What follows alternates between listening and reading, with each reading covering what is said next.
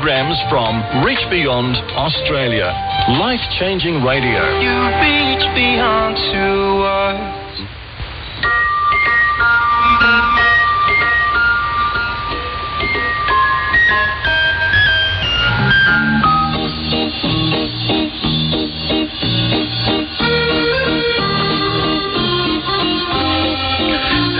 Merry Christmas and welcome to WaveScan, the International DX program, researched and written in Indianapolis by Dr. Adrian Peterson and in Los Angeles by Ray Robinson. Produced in the studios of WRMI Shortwave in Okeechobee, Florida. I'm Jeff White. This is edition 877 for release on Sunday, December 14th, 2025. On the program today, the German offshore station that never was, Radio Slovakia International saved from closure, and our Philippine DX report from Henry Umaray.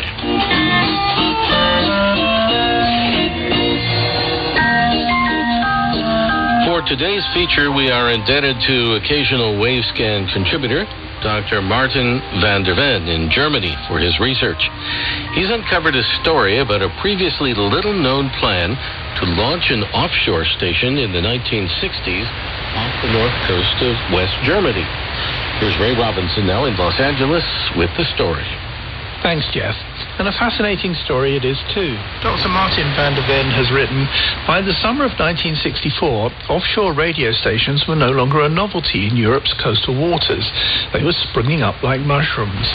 Radio Veronica was broadcasting from the Balkan Rift to Dutch listeners, while Radio Caroline North, operating from the MV Caroline, and Radio Caroline South from the MV Mi Amigo, were establishing their legendary reputation as the most famous floating radio stations in the world. Radio Sid was defying Scandinavian anti-offshore radio legislation and was continuing to broadcast from the MS Cheetah for a Swedish audience off the southern Swedish city of Malmö. While in the Thames estuary, Radio Such on Shivering Sandsfort and Radio Invicta on Red Sandsfort served smaller English audiences with their comparatively modest transmission power. On the newly built steel Rem Island, RTV Noordzee was even providing Dutch audiences with both radio and television programs, a small revolution at sea.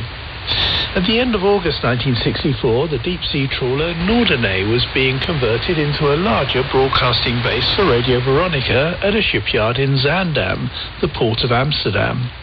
But speculation was rife in the Netherlands that it was actually destined to be a German radio ship instead. At least 4 newspapers reported along those lines, a misunderstanding that conveniently served as a welcome diversion for the Veronica organization.